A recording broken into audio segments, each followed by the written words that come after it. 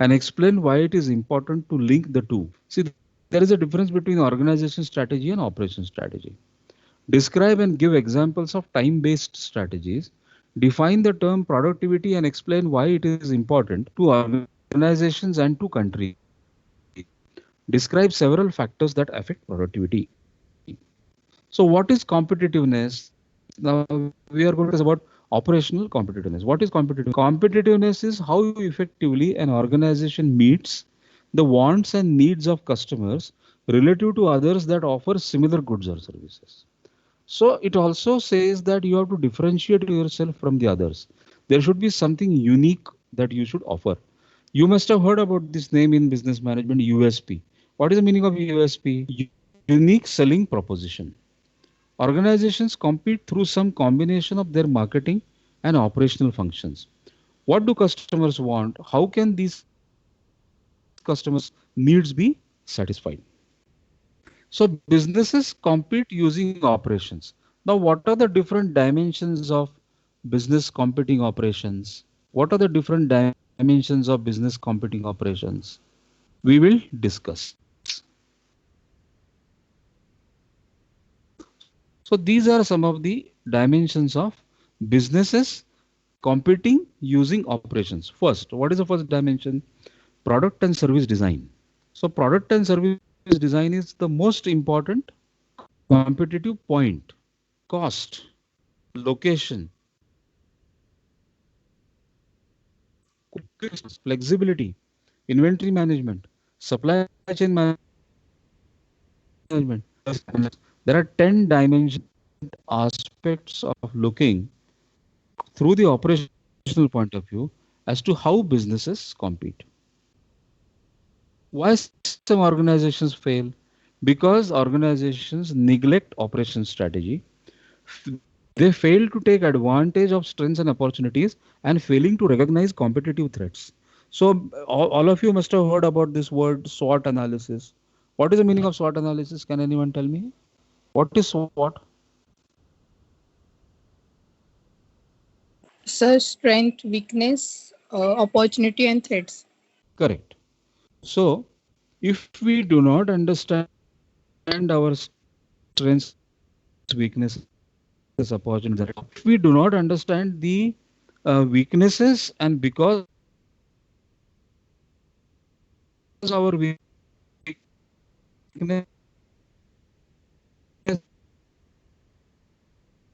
may become our if we do not understand the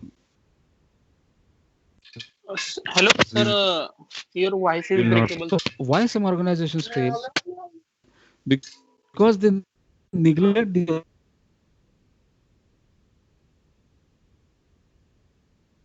strategy, and because failing to take I don't know why. Is my voice okay now? Because I'm using the microphone.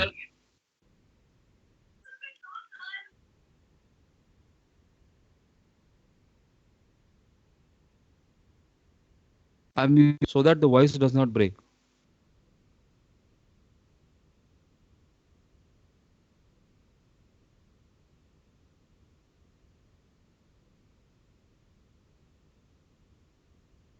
Is my voice okay now? Yes, sir. Hmm. There are still some people waiting in the lobby. I have to admit them and then continue the presentation. Okay, so point number two we have understood failing to take advantage of strengths and weaknesses. Failing to take advantage of strengths and weaknesses of the organization. Short-term financial performance at the expense of research and development. See, if the organization will place too much emphasis on short at for research and development, which means we are not doing good research and development, but we are only considering about short-term financial gains. Then this is a major issue of an organization. Too much emphasis in product and service design and not enough on process design and improvement. See, this is a very important word. If we focus a lot on product and service design, but we do not design our process properly, then we will not be able to then there is a chance that we may fail. Neglecting investments in capital and human resources. See, we have to continuously invest in capital for upgradation of our business and our human resources for training. Failing to establish good internal communications and cooperation. Failing to consider customer wants and needs.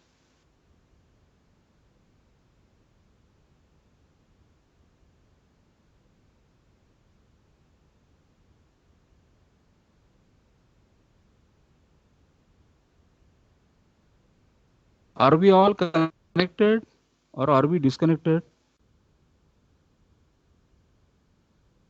Are we all connected or disconnected? Connected user. Connected, I Connected, know. sir. Connected, sir. Yes. No, All one I is got a connected. sound. I got a sound and I thought it got disconnected or what. Anyway, I think there are some people waiting in the lobby. Friends, can we have one setting done where anyone who wants to join the meeting, without the faculty having to admit everyone every time? Can we have that kind of a setting?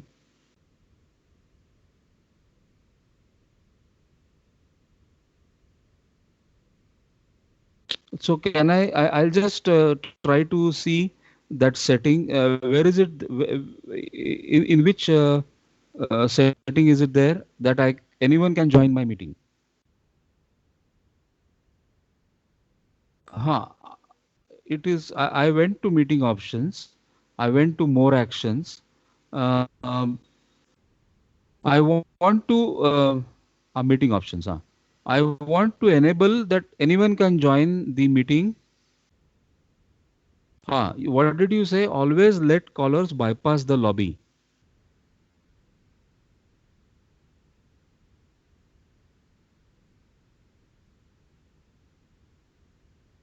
So I am enabling that option called always let callers bypass the lobby so that anyone can join without without asking me for permission, right?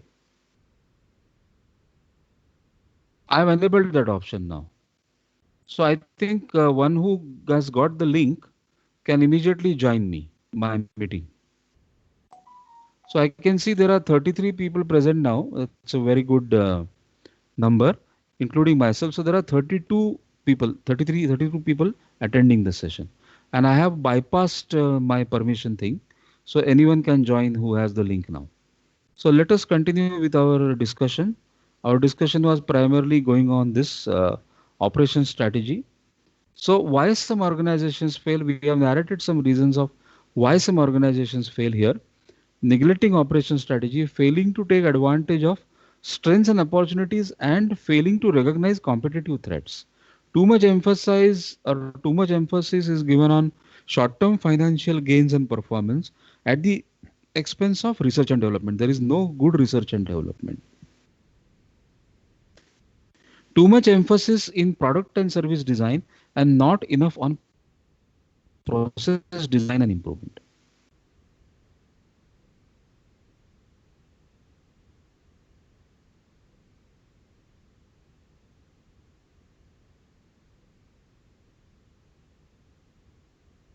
I have enabled that option, but still it is asking for me to admit the students. I don't know why. Meeting options.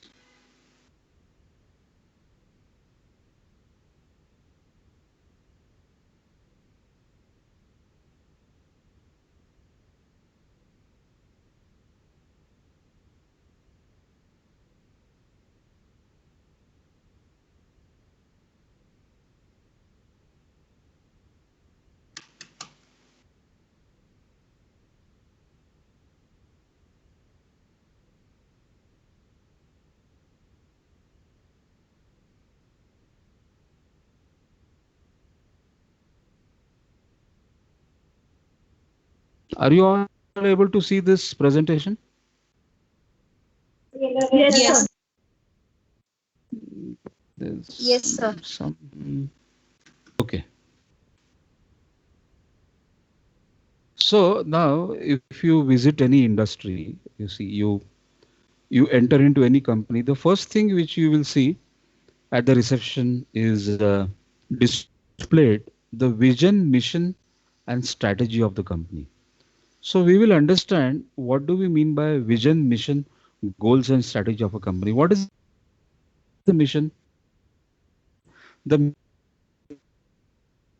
mission is the reason for an organization. The mission is the reason that the organization exists. What is the reason that the organization exists? Ask the question. The mission answers the question, what business आपण त्या बिझनेसमध्ये आहोत, आपण कशा करता त्या बिझनेसमध्ये आहोत, what is the purpose of our business. So mission, as we all know, mission is something which is supposed to be accomplished. It's actually a military word, mission. Goals, what is the difference between goals and mission? Goals are short term. You have to score a lot of goals to win the match. So look upon goals as the goals scored in a soccer or a volleyball or a basketball match. So goals provide detail and scope of the mission. Goals can be viewed as organizational destinations. What is a strategy? A strategy is a plan for achieving organizational goals. So if you have to achieve some goal, you got to design some strategy, you got to make some policy. Serves as a roadmap for reaching the organizational destinations. The organizational strategy by providing direction for and alignment of the goals and strategies of the functional units. The organizational strategy is a major success or failure factor. Remember, it is the organizational strategy which decides the major success or failure of the organizations. What do we mean by strategy formulation? Effective strategy formulation requires taking into account core competencies. Core competencies means your strengths and your opportunities. So core competencies that you have will basically be useful for formulating the strategy. And just now someone told me the meaning of SWOT, which is correct: strengths, weaknesses, opportunities, and threats. Successful strategy formulation also requires taking into account order qualifiers and order winners. There are two factors company will get orders. Order qualifier, whether the company qualifies to get the order, and whether the company wins in getting the order. So what is a strategy, operation strategy? Now that we have discussed about business strategy, we'll discuss about operation strategy. Operation strategy is the approach consistent with organization strategy that is used to guide the operations function. So what comes first? First, what comes is organization strategy. Similarly, like operation strategy, you will have finance strategy, HR strategy, quality strategy, etc. So immediately what follows after organizational strategies, business policies, and organizational strategies of a company are operational strategies. Now, what are some of the strategic operations management decision areas? What is the decision and what are the decisions? So please go through this chart. I won't read it out everything word to word. Please go through this chart and see strategic operations management decision areas where we need to formulate an operation strategy.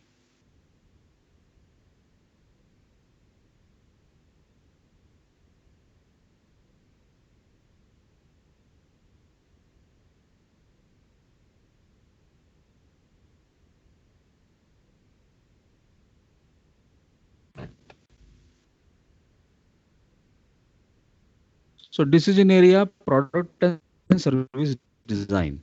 What are the factors which will affect that decision design? Sustainability, environmental issues. Next decision area, capacity. What are the factors or decision? What are the factors that are going to affect the decision for capacity planning? Cost, structure, flexibility. How flexible you are to expand your capacity?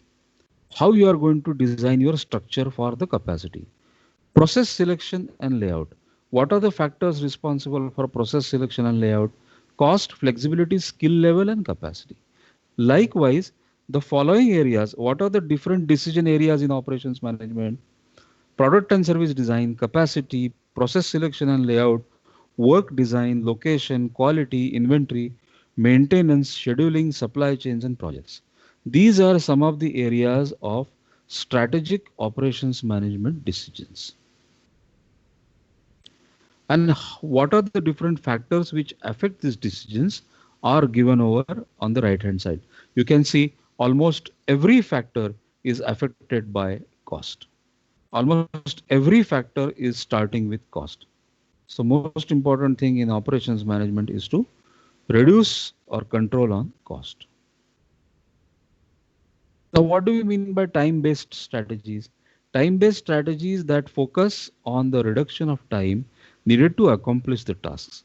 It is believed that by reducing time, costs are lower, quality is higher, productivity is higher, time to market is faster, and customer service is improved. So, areas where organizations have achieved time reductions, where we can achieve time reductions, what are the areas where we can achieve time reductions? Planning time, product or service design time, processing time, changeover time, delivery time, response time for complaints. In these areas, we can improve these are called time based strategies. And if we improve our time based strategies by reducing the processing time, you are actually going to make the customer happy, and that will be one of the competitive edges or competitive advantages that you will possess as an organization, which will differentiate you from the others. Now let us start our discussion on productivity. What do we mean by productivity? What is the meaning of productivity? Productivity is a measure of effective use of resources, usually expressed as the ratio of output to input. Always remember, the ratio of productivity is equal to output upon input. Productivity measures are useful for tracking an operating unit's performance over time, judging the performance of an entire industry or country. So productivity is nothing but it is the ratio of output to the input factors. Now see the formula for productivity. What are the different productivity measures? Productivity, first of all, is equal to output upon input. So, what are the different resources which go into productivity? Man, machine, materials, and money. So, partial measures are output upon single input, meaning output upon labor. So, labor productivity is equal to output upon labor input, or capital productivity is equal to output upon capital input. Multi-factor measures output upon multiple units, which means output upon labor is man plus machine, or output upon man plus energy plus money. So total measure is goods or services produced upon all inputs used to produce them. A simple measure of productivity is total measure is equal to goods or services produced divided by addition of all the inputs used to produce them. Now, what is service sector productivity? Service sector productivity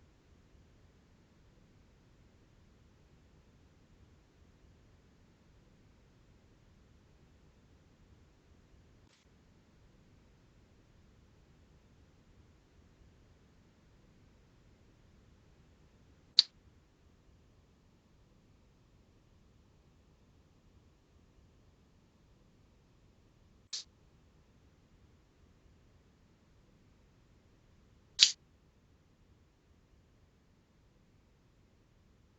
but it is the ratio of output upon input.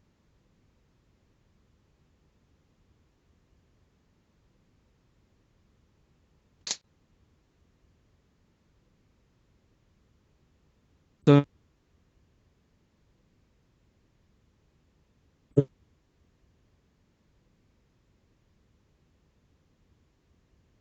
output upon input is equal to output upon input. Service sector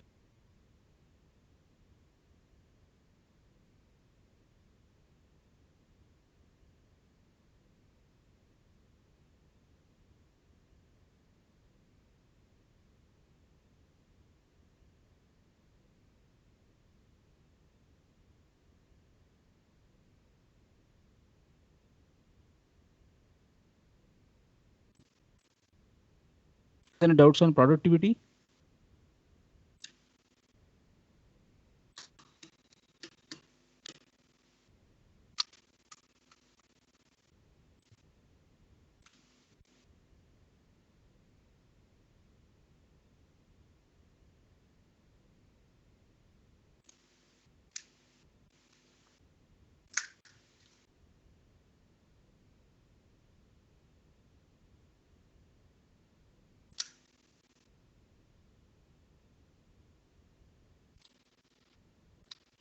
So productivity primarily is measured in four measures: manpower productivity, machine productivity, material productivity, and capital productivity. It's a measure. Productivity is nothing but it's a measure. Now let's on forecasting. So these two are very important functions in operations management: operational strategy, productivity, and competitiveness. Why is forecasting so important? Because see, your whole operations system depends on forecasting. Now you will probably have this question in mind, but sir, what happens if the forecasting goes wrong? Or what happens if suddenly there is a fall in demand or suddenly there is a rise in demand? So that is why we have some regression correlation models or forecasting done for every operations plan. So what is the meaning of forecasting? What is the learning objective in this course? After learning this course on forecasting, forecast, we'll be able to explain why forecasts are generally wrong. We'll be able to explain list elements of a good forecast. We'll be able to outline the steps in a forecasting process. We'll be able to summarize forecasting errors and use summary. We'll be able to describe four qualitative forecasting techniques. Make a forecast, prepare a moving average forecast, prepare a weighted average forecast, prepare an exponential smoothing forecast, prepare a linear trend forecast, or also called correlation analysis, prepare a trend adjusted use seasonal relatives, compute and use regression and correlation coefficients, construct control charts and use them to monitor forecast errors, describe the key factors and trade-offs to consider when choosing a forecast. These are the objectives of learning this course on forecasting. So what are the features common to all forecasts? Techniques assume some underlying causal system that existed in the past will persist into the future. See, this simply means that most of the forecasts forecasts are never perfect. Forecasts for groups of items are more accurate than those for individual items. Forecast accuracy decreases as the forecasting horizon increases. Term forecast. Forecasts are not perfect. Because random variation is always present, there will be some residual error or some error in the forecast, even if all the factors have been accounted for.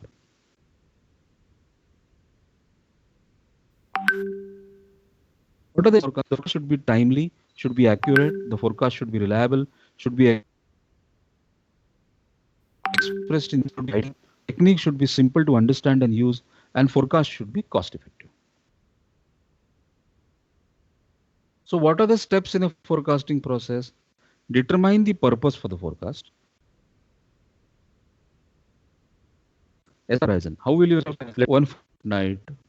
Always divide your total into 1 week, one fortnight, two fortnights is 1 month, 3 months, etc.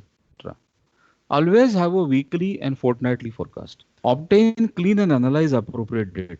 You will have to obtain the data of the past for doing the forecasting the present. Select a forecasting technique, make the forecast, and monitor the forecast errors. What is a forecast error? The error between whatever is forecasted and what actually has happened.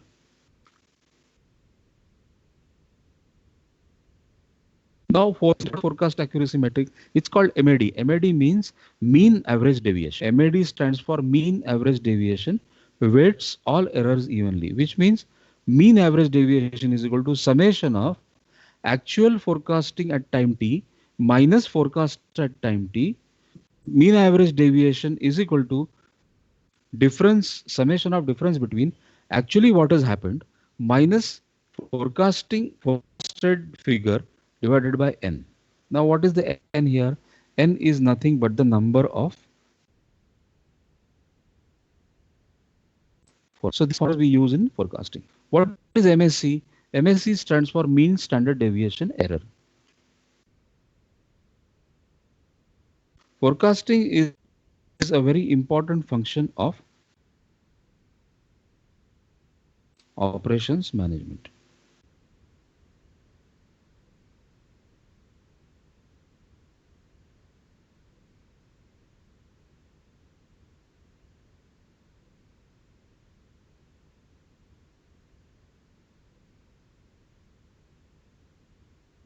Now, what do we mean by qualitative forecast? See, till now we were been discussing about quantitative forecast. What is the meaning of qualitative forecast? Forecasts that use subjective inputs such as opinions from consumers, customer interviews,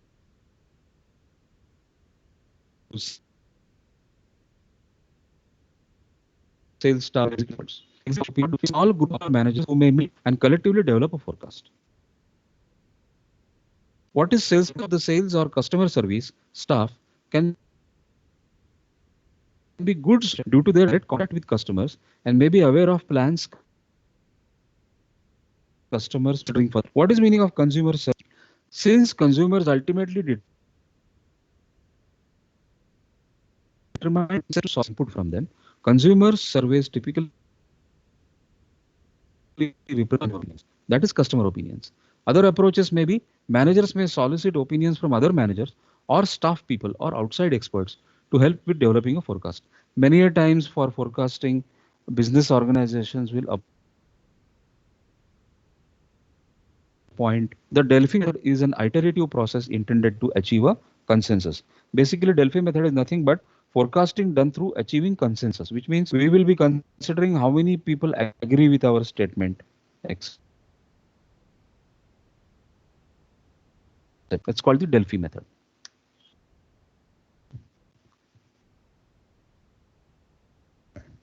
So what do we mean by time series forecasting or naive forecast? Naive forecast uses a single previous value of a time series as the basis for a forecast. So this can be used for seasonal forecasting. The forecast for a time period is equal to the previous time period's value. Always we take a reference value as the previous time period's value as the right forecast. It can be used with a stable time series, seasonal variations, and trend analysis.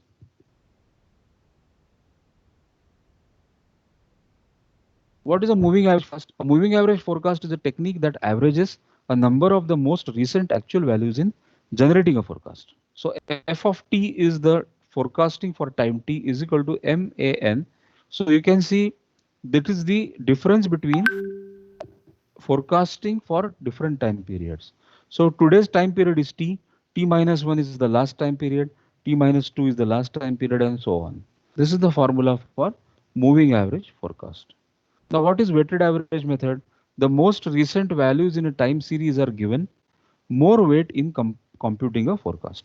The choice of weights W is somewhat arbitrary and involves some trial and error. So you have to give proper weightage to the time period. So latest time period you will give high weightage, oldest time period you will give low weightage.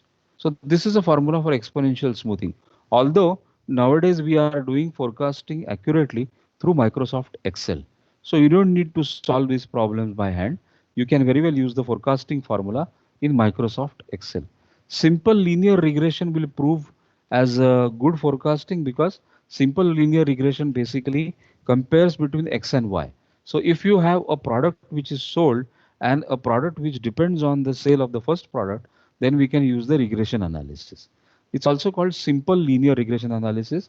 It is the simplest form of regression that involves a linear relationship between two variables. The object of simple linear regression is to obtain an equation of a straight line that minimizes the sum of squares, vertical deviations from the line. This is a control chart. This can also be used for a forecast. But nowadays, most of the forecasting in the business are done through business analytics. You all are going to learn business analytics anyway, and you can also do forecasting through Microsoft Excel spreadsheets. So how to choose a good forecasting technique? What are the factors to consider while choosing a good forecasting technique? Cost, accuracy, availability of historical data, availability of forecasting software, time needed to gather and analyze data and prepare a forecast, and the horizon or the time duration of the forecast. So I wanted to basically discuss today chapters 2 and 3, that is forecasting and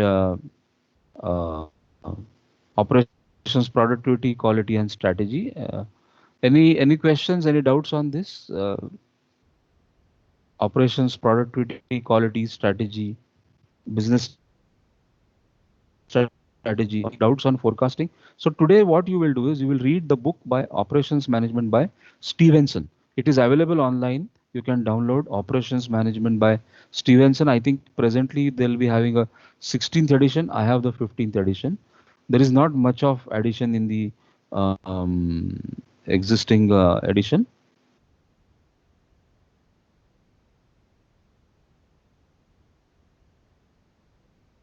Any questions, any doubts?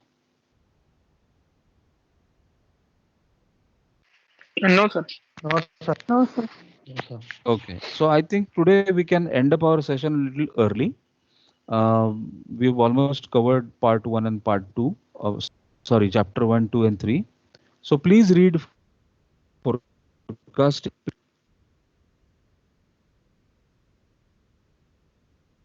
Basics. We've almost covered that. Probably in our next session on operations and supply chain management, capacity planning and manufacturing planning, P1, MRP2, that is materials requirements planning, manufacturing resources planning. I'll be able to give you a presentation in the next session on MRP1, MRP2, ERP, then distribution requirements planning, DRP1, and distribution resources planning, DRP2. So now that we are entering deeply into operations and supply chain, our course will become more and more. I'll be happy to share with you some examples from the industry. Okay. So today we'll be ending our session a little early by 12:45. Please don't log off. I'm taking down the attendance. I'm downloading the attendance sheet and submitting it to the academics. I think there are 38 people present, including myself. So there is a total attendance of 37 people today, which is okay. So we'll be in the next 10. We are done with discussion for today. You may want to log off. You can log off. Thank you, sir. Thank you. I will see you all next week. Okay, sir. Thank you. Thank you, sir. Thank you. Bye. See you. Yes.